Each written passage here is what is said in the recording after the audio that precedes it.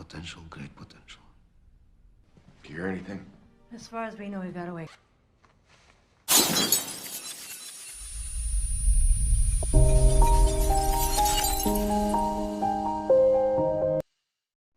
Di awal film, kita dikenalkan dengan pemeran utamanya bernama Dominika. Dominika ini adalah seorang penari balet yang cantik dan sungguh seksi. Singkat cerita, Dominika sedang melakukan pertunjukan balet.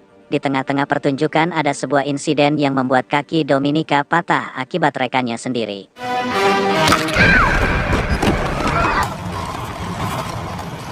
Dominika akhirnya dilarikan ke rumah sakit terdekat. Kaki Dominika akhirnya dioperasi. Dan setelah operasi ia bangun dan menangis karena melihat kakinya yang sudah tidak bisa digunakan untuk balet lagi. Padahal kondisi ibunya saat ini sedang memburuk. Scene selanjutnya memperlihatkan 3 bulan kemudian Dominika sudah dapat berjalan walaupun menggunakan bantuan tongkat. Suatu hari Dominika dikunjungi oleh pamannya yang bernama Ivan Negrov. Si Ivan ini berprofesi sebagai wakil SVR, bagian informasi-informasi rahasia Rusia. Pamannya ini sengaja memberikan sebuah amplop yang di dalamnya ada HP yang berisi rekaman suara Konstantin dengan Sonya. Dia adalah teman seprofesi sekaligus gebetan Konstantin dan juga foto-foto mereka. Dominika kemudian mendengar suara rekaman antara Konstantin dan Sonya, yang isinya Sonya iri dengan prestasi dan kecantikan Dominika, sehingga Sonya memaksa pacarnya untuk mematahkan kaki Dominika saat mereka sedang tampil. They've always favored her. No one else ever got the chance. I went to see her at the hospital. The way she looked at me. Setelah mendengar rekaman suara itu, Dominika langsung ke tempat latihan balet dulu. Dan pas sekali ada Konstantin dan Sonya sedang latihan. Dengan perasaan marah, Dominika menyelinap ke kamar ganti. Di kamar ganti dia memergoki Konstantin dan Sonya sedang main kuda-kudaan.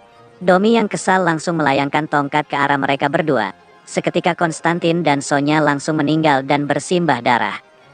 Tangan Domi yang masih ada bekas darah dan ketakutan segera menelepon polisi dengan alasan ada pembunuhan di tempat balet tersebut. Women's locker room, please hurry. Setelah kejadian itu, Dominika bertemu dengan pamannya dan menceritakan semuanya. Namun wajah pamannya seketika tersenyum dan menyadari bahwa ada potensi dalam diri Dominika. Dari sinilah rencana pamannya untuk menjadikan Dominika sebagai agen rahasia. Tanpa basa-basi lagi, si Om langsung memberikan tugas. Pertama, ia harus mendekati dan mendapat kepercayaan dari orang yang bernama Pustinov. Ia adalah kepala gangster Rusia. Awalnya si Domi menolak, tetapi dia teringat akan ibunya yang sedang membutuhkan biaya untuk berobat. You remember? Get close to him and win his trust. Dominika, I will make sure your mother do this for your mother, Dominika. Dominika pun datang ke hotel tempat Pustinov. Dengan kecantikan dan keseksian Dominika, Pustinov pun kepancing nafsunya dan Dominika pun berhasil mengajak ke kamar untuk main kuda-kudaan. Di dalam kamar, Dominika membuka gaunnya dengan perlahan. Karena sudah tidak tahan, Pustinov pun langsung merobek gaun Dominika dan langsung mengeluarkan trisula miliknya. Take off your dress.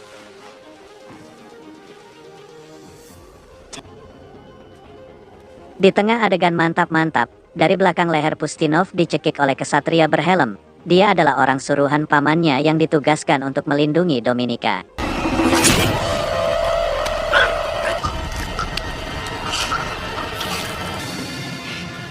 Kesatria berhelm ini akhirnya membawa pergi Dominika ke suatu tempat, yang secara tiba-tiba pamannya muncul dan seketika Dominika langsung syok dan marah kepada pamannya.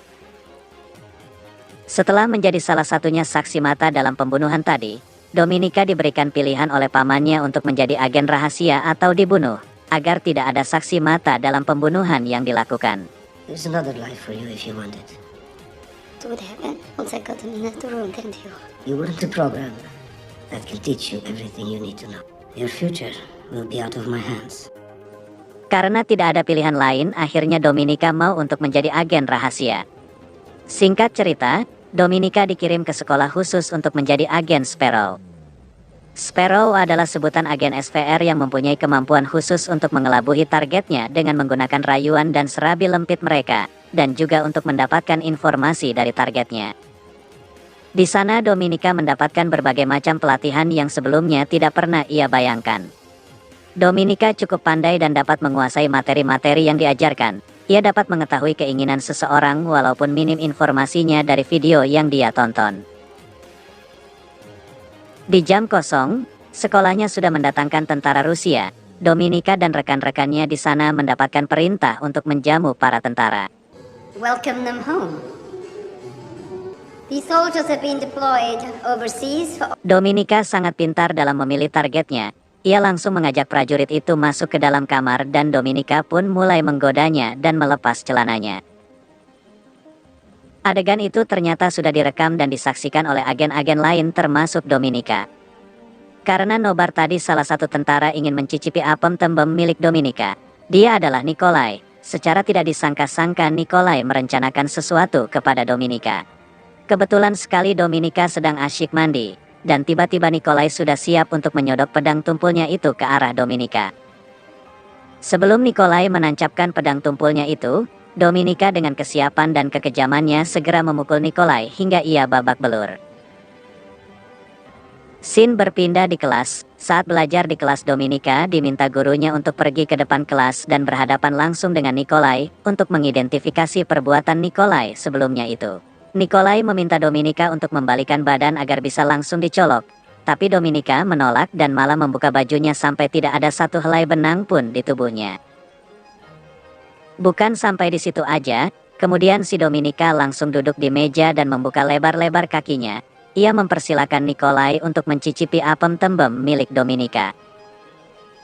Tetapi Nikolai hanya bisa diam dan takjub melihat apem milik Dominika. Sosis yang selama ini Nikolai jaga tidak bisa berbuat apa-apa, karena sosis Nikolai tidak kunjung mekar, malahan hanya menguncup. You do it.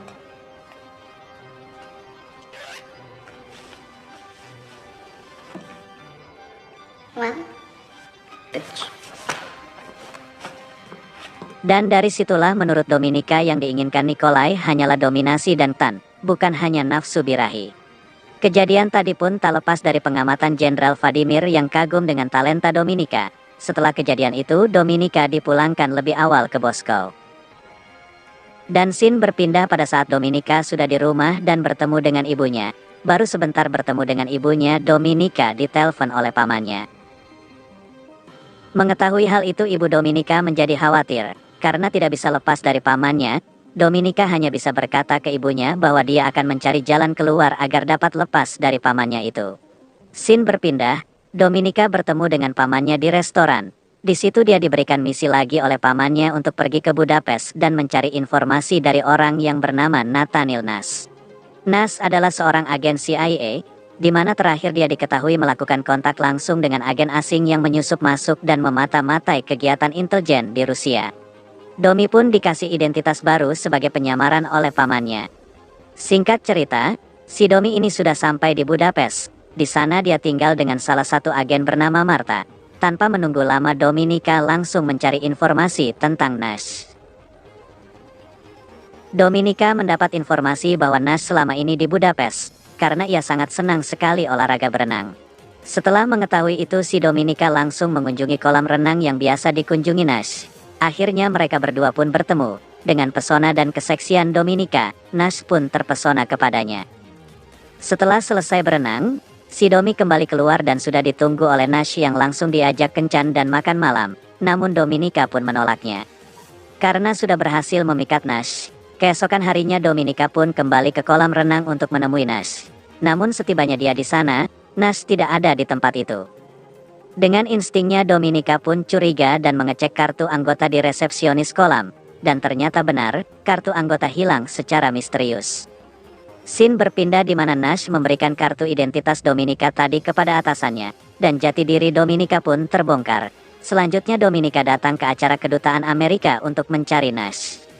Di sana ia malah bertemu dengan teman kosnya si Marta tadi. Tak berselang lama Nash pun menghampiri Dominika dan mengetahui bahwa Dominika adalah agen SVR yang sedang membuntuti dirinya. Keesokan harinya Dominika melihat Marta bersimbah darah di kamar mandi. Secara tiba-tiba ksatria berhelm tadi muncul dan langsung membekuk Dominika. Alasan Marta dibunuh hanya untuk memperingatkan Dominika agar tidak berkhianat. Kalau dia berkhianat, nasibnya akan sama seperti Marta. Karena pembunuhan itu, Dominika diinterogasi dan dibawa ke kantor polisi. Mengetahui Dominika di kantor polisi, Nash sengaja menemui Dominika lalu Dominika diajaknya pulang ke tempat Nash. Dan di sana Dominika menceritakan runtutan cerita yang dia alami. Dominika kemudian terbangun dari tidurnya, ia keluar kamar untuk menemui Nash dan tanpa rasa ragu Dominika dan Nash bermain kuda-kudaan. Keesokan harinya Dominika setuju untuk bekerja sama dengan CIA dan meminta uang transferan sebesar $30.000 untuk pengobatan ibunya. Selain itu Dominika juga meminta uang $250.000 untuk biaya transaksi dokumen rahasia yang berisi sistem pertahanan Amerika Serikat yang dijual kepada SVR. Sesuai kesepakatan yang sudah disepakati, akhirnya Dominika pun bertemu dengan penjual dokumen rahasia ini. Setelah transaksi itu disepakati, ternyata Dominika menukar CD itu dengan yang palsu, dan yang asli disembunyikan di bawah meja. Sementara CD yang asli diberikan kepada CIA dan yang palsu diberikan kepada SVR. Setelah transaksi, si penjual dokumen rahasia ini keluar hotel dan melihat beberapa agen CIA sedang mengawasinya. Dengan panik si penjual dokumen rahasia ini membuang barang bukti berupa uang $250.000 ke tong sampah. Setelah membuang barang bukti itu si penjual dokumen rahasia ini berusaha kabur. Dan akhirnya dia tertabrak oleh mobil truk yang melintas. Mengetahui kematian penjual dokumen ini, Dominika akhirnya dipulangkan kembali ke Rusia. Sepulangnya Dominika dia disiksa untuk mengakui bahwa dia yang telah menyerahkan si penjual dokumen rahasia ini kepada CIA, tetapi Dominika tidak mengakuinya. Dominika akhirnya bebas dari penyiksaan itu. Dominika kemudian meminta kepada pamannya untuk dikirim ke Budapest agar bisa menuntaskan misi utamanya yang belum selesai. Singkat cerita, di Budapest Nash sangat terkejut bisa bertemu dengan Dominika. Tapi di sisi lain Nash juga curiga kenapa SVR bisa melepaskan Dominika begitu saja.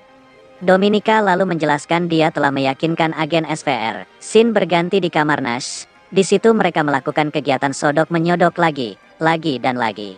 Keesokan paginya Dominika bangun dan terkejut karena melihat Sergei Martorin yang sedang mencekik leher Nash. Tak disangka Dominika pun ikut menyiksa Nash. Akan tetapi saat Sergei lengah, Dominika langsung memukul Sergei dari belakang, dan pada akhirnya Sergei pun tewas di tangan Dominika.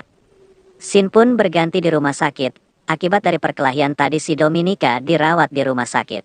Scene memperlihatkan saat Dominika sedang menikmati sebatang rokok, dia didatangi oleh Jenderal Vladimir. Ia mengaku bahwa dialah sebenarnya orang yang dicari sebagai agen asing tadi. Singkat cerita, Dominika ini menjebak pamannya sendiri seakan-akan dia adalah pengkhianat di SVR. Dari membuat rekening atas nama pamannya dikirim duit dari CIA, sampai menaruh gelas bekas Nash di rumah pamannya, akhirnya terjadilah pertukaran agen antara si Domi dan si paman. Selagi melakukan pertukaran, paman Domi tiba-tiba ditembak kepalanya. Setelah kejadian itu Dominika pun diangkat menjadi agen resmi SVR dan mendapat penghargaan, dan cerita pun selesai.